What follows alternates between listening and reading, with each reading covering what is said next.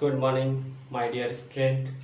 कल वाले लेक्चर में अपन ने पढ़ा था आवेश के बारे में, आवेश के मात्रकों के बारे में, और आज के लेक्चर में अपन पढ़ेंगे आवेशों के गुणधर्म के बारे में। चलो स्टार्ट करते हैं। आवेश पहला देखें, एक कैसी राशि,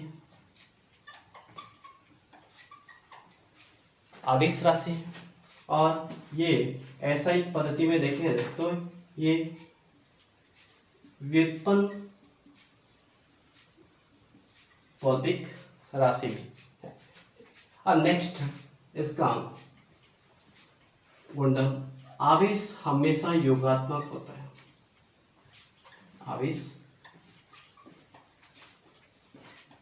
योगात्मक होता है। योगात्मक का अर्थ किसी वस्तु पर कुल आवेश उसके छोटे छोटे भागों में स्थित आवेशों के बीजगणितीय योग के बराबर होता है।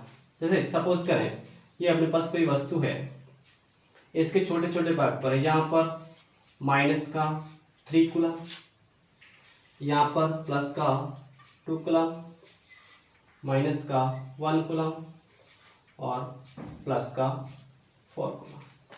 तो इस वस्तु पर नेट चार्ज होगा वो इनका बीजगणितीय होगा, मतलब प्लस और माइनस के चिन्ह को भी कंसिडर करेंगे। ये -3 और -4 और ये कितना हो गया 6। तो इस पर net charge Q equal to होगा कितना, प्लस का 2।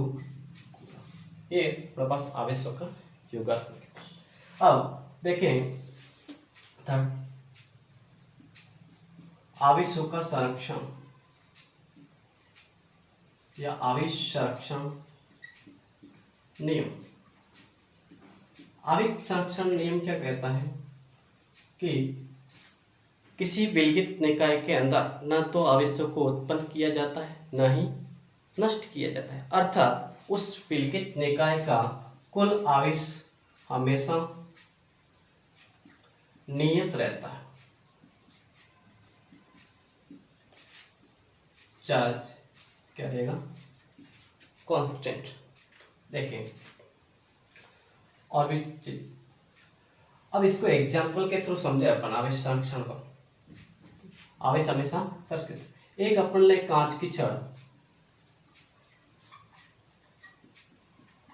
दूसरा रेशम का टुकड़ा। ये अब कैसी होगी, उदासीन। ये भी कैसी है, उदासीन। उदासीन का मतलब उस पर नेट चार्ज दोनों पर ही 0 है। अब आपस में इस दोनों वस्तुओं को, कांच की छड़ और रेशम के टुकड़ों को आपस में रगड़ा जाता है। स्पर्श कराकर आपस में रगड़ेंगे तो कांच की छड़ पर, यहाँ पे कांच की छड़ के द्वारा कुछ इलेक्ट्रॉन किसको दिए जाएंगे, रेशम के टुकड़े को। तो कांच की छड़ पर कैसा आवेश आएगा, धन आवेश, और रेशम के टुकड़े पर आएगा ऋण आवेश। अर्थात इसने कुछ इलेक्ट्रॉन दिए, इसने इलेक्ट्रॉन कुछ कम किए। सपोज करें इसने प्लस के 2 या 2 इलेक्ट्रॉन दिए, या फिर माने अपन पर इस पर जो चार्ज है वो पॉजिटिव 2 कूलम है, तो इस पर भी कितना होगा, जितने इसने दान किए होंगे उतने ही इसके पास आएंगे। तो इस पर कितना आएगा, माइनस का 2 कूलम। लेकिन नेट चार्ज क्या रहेगा, 0। तो ये रहा अपने पास आवेशों का संरक्षण। आगे देखें अपन इसका फोर्थ,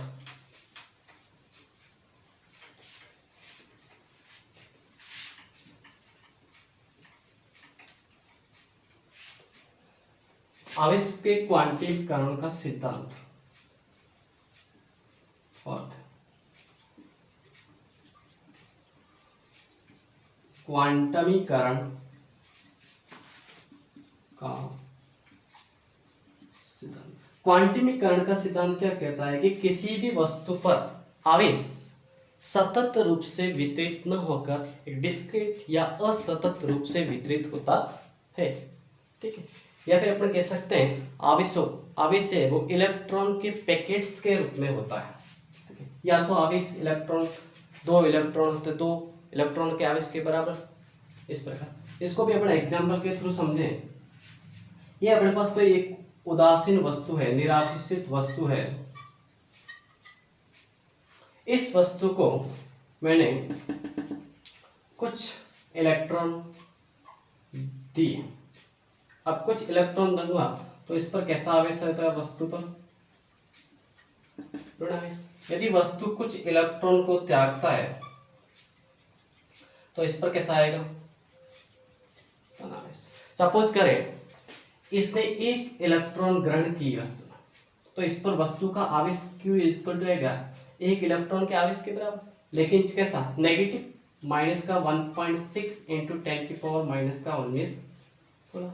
इससे एक इलेक्ट्रॉन त्यागा तो इस पर पॉजिटिव, तो इसका चार्ज क्या आएगा? प्लस का 1.6 इंटू 10 की पावर माइनस का 19 कूलम। अब ये एक अगर 2 होता तो यहाँ पर अपन इसको 2 से मल्टीप्लाई करेंगे, 3 होता तो 3 से मल्टीप्लाई, 4 तो 4 से। और अगर माना कि ये n इलेक्ट्रॉन को ग्रहण करता है और ये n इलेक्ट्रॉन को क्या करता है?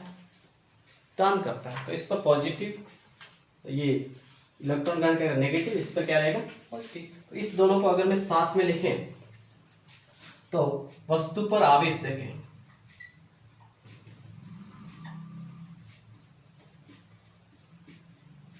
आवेश बराबर क्या होगा? प्लस माइनस, दोनों साथ में लेकर प्लस माइनस स्थानांतरित इलेक्ट्रॉनों की संख्या इनटू एक इलेक्ट्रॉन पर आवेश। तो वस्तु का आवेश Q बराबर मैं लिखता हूँ प्लस माइनस n इंटू ए। ये अपने पास इंपॉर्टेंट सूत्र। ठीक, हाँ। अब इस n का मान क्या होगा? क्या तो अपने पास 1 हो सकता है, 2, 3, 4 अप टू n तक, अप टू n तक। तो किसी वस्तु पर आवेश हमेशा क्या होगा? 1 2 3 4 आवेश इलेक्ट्रॉन के आवेश का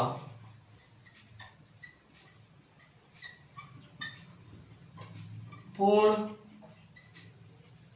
गुणज होता है, अर्थात n का मान ये कभी भी पॉसिबल नहीं है 1.5, या फिर अपन कह सकते हैं Q बराबर 1.5 इलेक्ट्रॉन कभी भी पॉसिबल नहीं है। ये हो सकता है Q बराबर 1.5 कूलम हो सकता है, लेकिन ये पॉसिबल नहीं है। अब देखें इसे अपन 1 कूलम आवेश में इलेक्ट्रॉन की संख्या भी अपन ज्ञात कर सकते हैं। Q का मान 1 कूलम रखते हैं, प्लस माइनस n का मान निकालना है, इलेक्ट्रॉन 1.6 इंटू 10 की पावर माइनस का 19, लगभग n का मान 1 कूलम आवेश के अंदर इलेक्ट्रॉनों की संख्या होगी वो 6.67 इंटू 10 की पावर 18, जो एक पूर्ण संख्या होगी। यहाँ से पता चलता है कि आवेश है वो इलेक्ट्रॉन के आवेश का पूर्ण गुणज होता है। लेकिन अब कुछ ऐसे कण पाए गए हैं जिनका आवेश इलेक्ट्रॉन के आवेश का पूर्ण गुणज नहीं है। जैसे कण है क्वार्क कण। इन क्वार्क कण का आवेश है प्लस माइनस 1/3 ऑफ इलेक्ट्रॉन पर आवेश, या plus minus 2/3 of electron, 2/3 of electron. ये क्वार्क कण 6 तरह के, up down top bottom charm strange 6 तरह के होते हैं।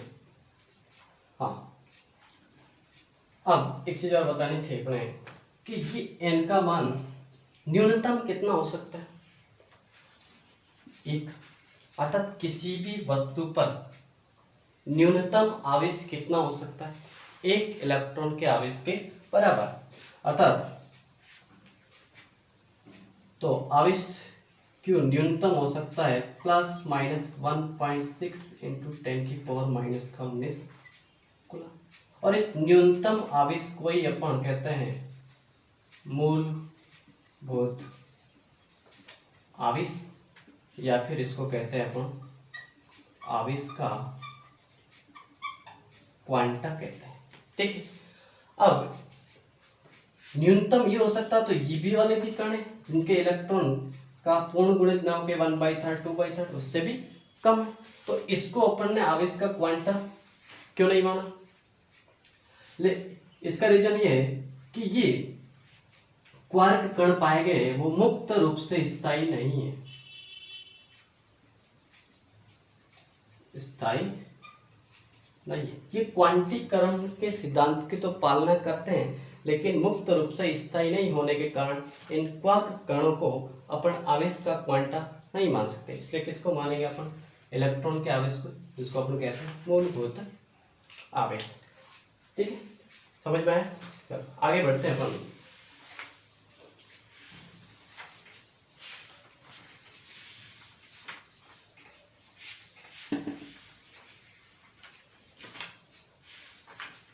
आवेश अचर है, क्या है?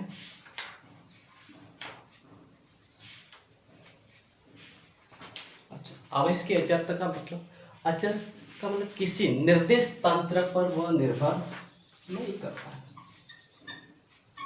निर्देश तंत्र का मतलब जैसे आवेश गतिशील हो या कोई वस्तु गतिशील हो या फिर कोई प्रेक्षक देखने वाला हो, वस्तु या प्रेक्षक दोनों की चाल कुछ भी हो लेकिन आवेश हमेशा क्या रहेगा? सेम ही रहता है, अर्थात गतिशील Q विरामावस्था में वो बराबर होगा Q गतिशील अवस्था में। ठीक है, अब देखिए आप आवेश और द्रव्यमान में बेसिक डिफरेंस क्या होगा देखते हैं अपन। एक साइड में अपन लिखते हैं विद्युत आवेश और यहाँ पे देखें द्रव्यमान। विद्युत आवेश अपने पास एक पॉजिटिव होगा, दूसरा नेगेटिव होगा। द्रव्यमान आवेश पॉजिटिव। विद्युत आवेश क्वांटमीकृत या क्वांटमीकृत तो, लेकिन द्रव्यमान कभी भी क्वांटमीकृत नहीं होता। विद्युत आवेश के बारे में देखें, हाँ ये कैसी राशि है? व्युत्पन्न भौतिक राशि। ये है अपने पास मूल भौतिक राशि। अब देखें द्रव्यमान, अपन ने देखा कि विराम अवस्था में और गतिशील अवस्था चाहे कुछ भी हो, आवेश की मात्रा चेंज नहीं होती। ठीक है, तो अपन कह सकते हैं चार्ज इंडिपेंडेंट ऑन स्पीड।